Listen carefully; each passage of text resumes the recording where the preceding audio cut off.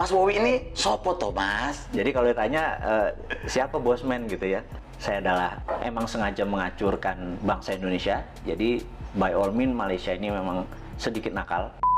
Mas Wowi, apa kabar? Baik, apa kabar Mas? Bosman yang sontoloyo. Ini ngetop banget, tapi mungkin anak-anak muda nih khususnya yang penontonku mungkin pengen kenal sih. Mas Wowi ini sopo toh Mas? Saya itu singa tua yang luka. Kemudian daripada merusak, ya saya menulis. Kebetulan hobi saya adalah menulis dan saya adalah amateur writer kali ya. Amateur writer itu bukan karena komersial, tetapi karena setiap hari saya punya diary. Zaman dulu saya punya diary. Jadi sekarang sejak 2011 diary-nya saya pindahin ke Facebook. Cuman nama peristiwanya saya sadurkan supaya saya ada memori sedikit gitu ya. Nah saya heran kenapa buku harian saya dibaca orang, itu aja yang saya heran gitu. Jadi kalau tanya siapa Bosman gitu ya, saya adalah amatur writer.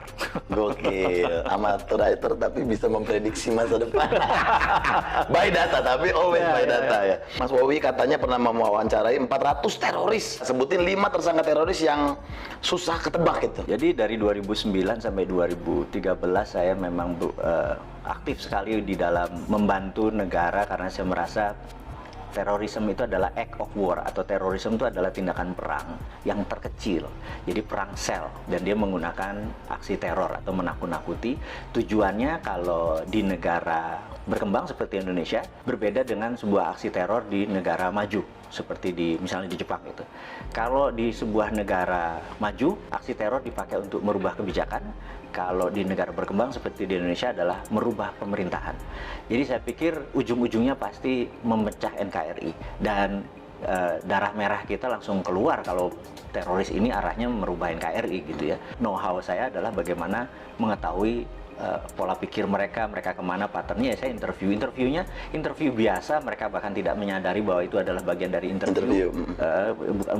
Bukan sekedar bukan collect data, bahkan kita ada cara untuk bertanya. Yang menarik adalah seorang Malaysia, agen dari Inggris yang namanya Nurdin M. Top, emang sengaja mengacurkan bangsa Indonesia. Jadi by all means Malaysia ini memang sedikit nakal. Kita disusupi dengan Nurdin M. Top, dan dia punya kemampuan linguistik pattern yang sangat luar biasa. Beberapa kali dokumen saya menyaksikan, dia dalam kurang dari 5 menit bisa membuat orang teriak Toto Allahu Akbar dan berani jihad. Bener-bener cara pengerubah itunya, dan itu menggunakan dengan waking hypnosis, alias dia tidak mempengaruhi orang yang tutup mata tidur gitu ya, seperti yang di komersial itu. Dia nggak kayak uya-uya ya. Dan itu kelihatan masih rendah memang ilmunya yang menggunakan tidur itu hipnosis. Tapi waking hypnosis itu benar-benar sadar, mata terbuka, kesadaran penuh, dan dia menggunakan linguistik pattern yang sangat luar biasa. Polanya saya pelajari, saya bilang gila nih orang, 5 menit aja anak. Waktu itu saya lihat ada videonya di Cirebon, 2 anak, cewek 1, cowok 1 dipanggil ngomong tentang jihad, Toto Allahu Akbar, dan bersiap mati untuk doktrin yang ditaruh oleh Nurdin M. Top. Saya bisa bilang gila nih kalau didiemin gitu ya. Nah, tapi ya bersyukurnya bahwa dia udah selesai, chapter itu udah selesai, dan selama 5 tahun itu pengalaman menarik buat saya, berkontribusi sedikit. Bukan saya adalah bagian dari lembaga tertentu, tapi ini adalah berkontribusi sedikit bagaimana supaya terorisme yang mengatasnamakan agama, yang mau mencah belah NKRI sekarang bisa dikatakan sudah selesai. Tapi yang jelas yang menjadi pahlawan menurut saya adalah Pak Tito Karnavian, orang-orang yang di dunia kepolisian saat ini, yang dialah actionnya ya. Kalau saya kan cuma polanya atau patternnya atau mindsetnya saja yang saya pelajari. Mudah-mudahan menjawab apa sedikit. Yes, aduh, saya nanya saya yang merinding. Nah, Mas Wowi, pertanyaan ketiga kan, Mas Wowi pernah bilang nih, orang-orang harus paham cara dunia ini bekerja. Bisa nggak sih Pak di-share poin terpenting, minimal kita sebagai orang awam tuh harus ngerti apa sih maksudnya gitu, dunia ini bekerja tuh seperti apa gitu. How the world work, bahasa Inggris susah bener ya. How the world work. Gitu. Jadi tidak pernah berubah sejak tahun 45. Jadi sebelum tahun 45 dunia ini bergeser jauh, tapi setelah tahun 45 ke sini dunia ini tidak bergeser jauh. Setelah Long Telegram, ada sebuah buku yang menarik yang ditulis George Kennan, di mana dia adalah menaruh foreign policy yang diatur adalah Eropa adalah negara produsen, Amerika negara produsen, kemudian Timur Tengah adalah negara energi, kemudian Afrika adalah bahan bakunya Timur Tengah, Amerika Latin adalah bahan bakunya Amerika, kemudian Asia seperti Indonesia, Asia Tenggara, India, dan China adalah market. Kalau market itu tidak boleh miskin, tidak boleh kaya, gitu ya. Nah, kalau negara produsen harus kaya. Negara sumber bahan alam tidak boleh kaya. Bahkan harus lebih miskin daripada negara market, gitu ya. Itu memang disetel seperti itu. Suatu hari di tahun 80-an, 90-an, di mana musuh Amerika adalah Soviet, zaman presidennya adalah Ronald Reagan, mereka fokus di Timur Tengah karena energi, dan tahun 91 Soviet rata tanah. Fokus mereka terhadap energi itu lupa bahwa ternyata China membangun manufaktur. Dan China membangun manufaktur itu bukan sendirian, dia dengan geng globalis dalam tanda petik ini ya. Tahun 80-an itu masuk ke China hanya sebagai labor murah, China membangun produksi. Nah, begitu China 20 tahun kemudian, dunia shock di tahun 2008 pada saat Olimpiade Beijing. Di situ dunia shock karena China mendadak menjadi negara produsen, dan Amerika udah telat, realize-nya, menyadarinya telat. Sudah telat gitu. Ternyata Cina udah merubah dirinya menjadi negara produsen gitu. Kalau dia negara produsen, maka dia harus punya satu market, dua sumber bahan baku. Cina itu bahan bakunya dari nggak usah dijawab gitu ya. Dan negara yang jadi bahan baku itu harus miskin. Dan negara yang jadi pasarnya dia yaitu Amerika dan Eropa tidak boleh kaya, tidak boleh miskin. Itu disetel sama Cina sekarang. Jadi kalau pemerintah tidak paham how the work, bener nggak? Ya kayak sekarang ini kita kayak kikuk mau dagang apa salah semua, pertanian tidak bisa independen, pupuk aja impor dan lain sebagainya karena nggak ngerti gitu ya.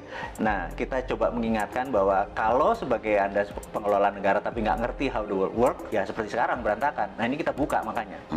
Mas Wowi, ini kan kalau orang awam nih ngelihat propaganda di dunia ini kan ya bisa jadi hoax gitu ya. Sebenarnya propaganda itu rumornya tuh ada nggak sih yang kayaknya nggak mungkin gitu, tapi it's real gitu. Propaganda itu ilmu makrifat, ilmu tertinggi dari strategi mempengaruhi orang lain. Jadi yang paling rendah namanya agitasi. Agitasi itu adalah mengajak, provokasi mengajak dan bergerak. Propaganda adalah changing mindset. Jadi ini semua bertahap. Mengajak dulu, mengajak dan bergerak, kemudian changing mindset. Propaganda itu bukan sekedar informasi satu aja, itu masih agitasi namanya. Propaganda itu changing mindset. Misalnya kita ingin Indonesia ini negaranya khilafah gitu. Ini contoh saja. Mereka punya cara melakukan agitasi, provokasi supaya nanti oh iya ya, kita harus merubah menjadi khilafah. Itu contoh propaganda. Namanya changing mindset. Jadi kalau sepotong-sepotong nggak bisa dibilang itu propaganda. Jadi harus hati-hati, sepotong-sepotong ini bagian dari pasal-pasalnya ini. Counter propagandanya pun kita udah harus siap. Gitu, ada counter propaganda. Oh, ini bagian dari propaganda, bagian dari agitasi, bagian dari provokasi, bagian dari kita harus ada counternya. Saat ini dunia intelijen harusnya punya divisi itu. Mudah-mudahan sadar.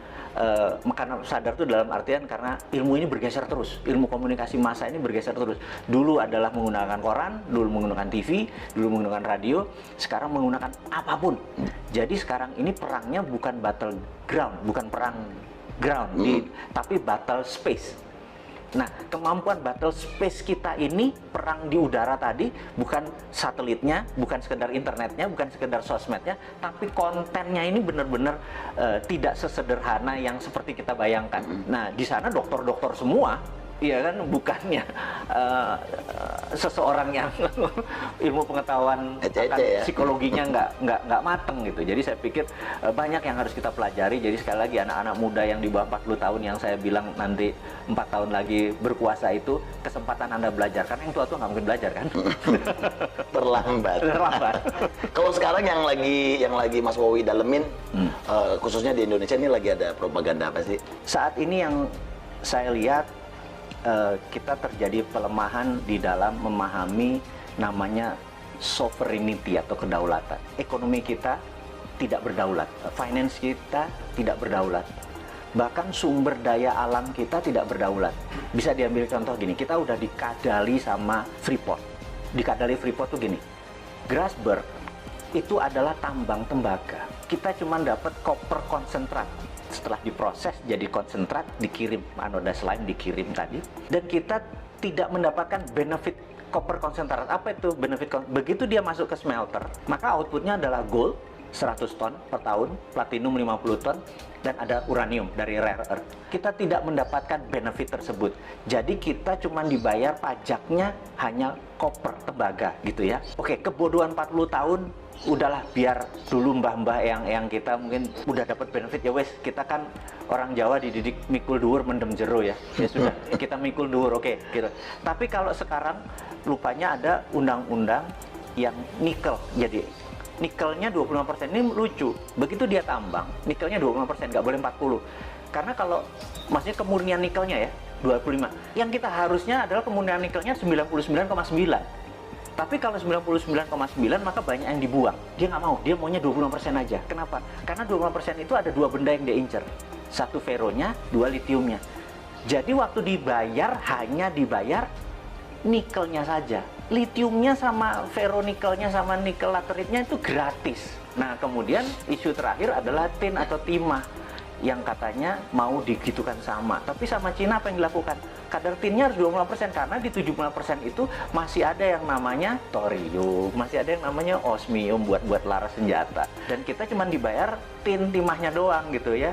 Nah kok masih goblok sih gitu ya, cuman kita ngingetin aja gitu. Yang mbok sekarang sudah sekian lama, ya kalau mau dibayar namanya konten dari mineral tadi yang dibayar. Litiumnya berapa, osmiumnya berapa, thoriumnya berapa, rare earth-nya. Jangan cuma dibayar pokoknya dan nilainya paling murah. Jadi koper tuh paling murah, nikel tuh paling murah, timah juga paling murah, stannum ya bahasa kimianya, SN biar pada inget ini.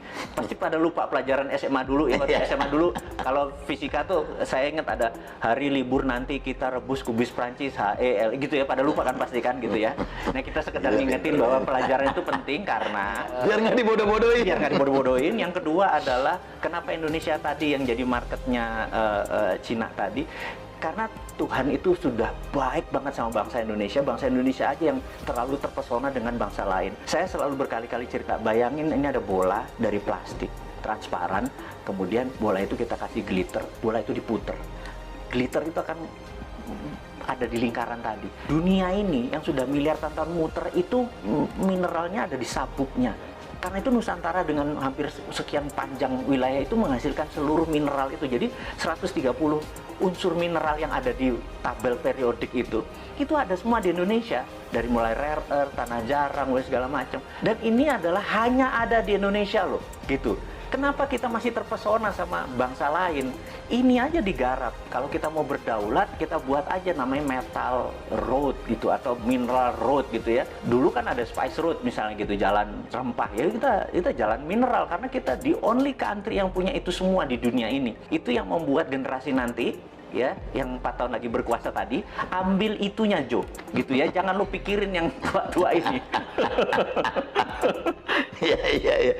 Nah, Mas Bobi, coba Mas Bobi, ada nggak konspirasi yang paling serem dan berhasil sepanjang sejarah? Menurut saya adalah diambilnya emas Indonesia sebelum Pak Karno dikudeta, dan itu gerakannya cantik sekali sehingga depository emas kita lepas hampir 1000 ton gitu ya. Cakep sekali skenarionya dan itu bisa dibuktikan one of the best. Nah, ini kita ngomongin yang anget-anget nih. Kemarin nih kayaknya Pak Bos lagi marah-marah sama menterinya nih, ya kan? Gimana Mas Bowi menanggapi statement Presiden kemarin yang kayaknya bakal ada reshuffle kabinetnya, gimana? Kalau saya lihat tujuannya Pak Presiden adalah mengingatkan, jadi early warning untuk semuanya bergerak. Tapi kalau kapabilitas dan kapasitasnya memang tidak ada, menurut saya dalam 2-3 bulan ke depan benar-benar diganti secara fisik. Saran saya, karena ini bukan biasa saja, ini udah extraordinary, jadi udah bukan extraordinary lagi, udah extraordinary karena economic at war. Di dalam economic at war itu hampir no law, nggak ada hukum. Hukumnya adalah survival of the nation, hukumnya. Jadi gimana bangsa ini supaya survive. Jadi jangan, survive-nya harus cara kayak gini, nah itu lagi normal. Sekarang nggak peduli cara, yang penting bangsa ini survive, intact, utuh, dan cepat. Yang diganti saran saya adalah semuanya. Semuanya, bedol desa ya? Bedol desa. Semuanya bongkar ya? Benar. Nah kalau menurut Mas Wowi, 5 negara yang punya sistem pemerintahan paling oke? Saat ini menurut saya negara yang paling oke adalah Cina. Karena struktur Cina adalah single party, partainya satu, yaitu PKC, Partai Komunis Cina, dan di dunia ada 7 negara yang single party, salah satunya Meksiko. Jadi dengan adanya single party, mereka bisa orang yang menjadi pemimpin itu benar-benar orang yang memang bukan 5 tahunan, memang punya karir dari bawah ke atasnya baik. Jadi bukan komunisnya sekali lagi ya, yang itunya ya. Jangan salah persepsi ya. Kan? Karena yang single party country. Jadi saya berharap suatu hari Indonesia akan mengadopsi itu, revolusi lagi, bener nggak? Sekarang kebanyakan ya. Sekarang terlalu banyak gitu ya. Karena 2-3 pun akan terus seperti Amerika, tapi seperti Meksiko kita tahu dia single party country. Itu saya usulkan one of the best solusi adalah single party country, di mana mereka mau yang menjadi abdi negara, mau jadi public servant, memang berkarir dari bawah gitu ya. Dan jadi antara country dengan party atau partai menjadi satu. Itu tadi baru Cina tuh. Ya pokoknya yang single party country ya. Kita googling bareng-bareng. Iya. Nah itu, makanya jangan apa-apa lengkap. Nah, ya benar. Teman-teman biar belajar ke Wikipedia, bener nggak? Bener. Nah, pertanyaan terakhir. 5 figur paling cocok sebagai pemimpin Indonesia versi Mas Wowi. Jadi satu yang di 2024 saya harapkan adalah satu muda. Anak-anak muda ya? Iya, muda kalau bisa milenial. Milenial artinya tidak lebih 44 tahun. Yang kedua adalah dia nasionalis, jadi bukan globalis. Ketiga dia harus religius, gitu ya. Terus dia percaya terhadap pluralisme, perbedaan, dan sangat toleran. Jadi ya, kalau ada di dalam satu figur, dia adalah figur yang paling cocok memimpin negara ini. Mantap. Mas Wowi, thank you banget waktunya, sukses. Pokoknya kita tunggu nanti ocehan-ocehan dari Mr. Bosman, ya kan, yang selalu kontroversi tapi menarik untuk diikuti. Sekali lagi thank you buat waktunya di Kuy Entertainment. Thank you.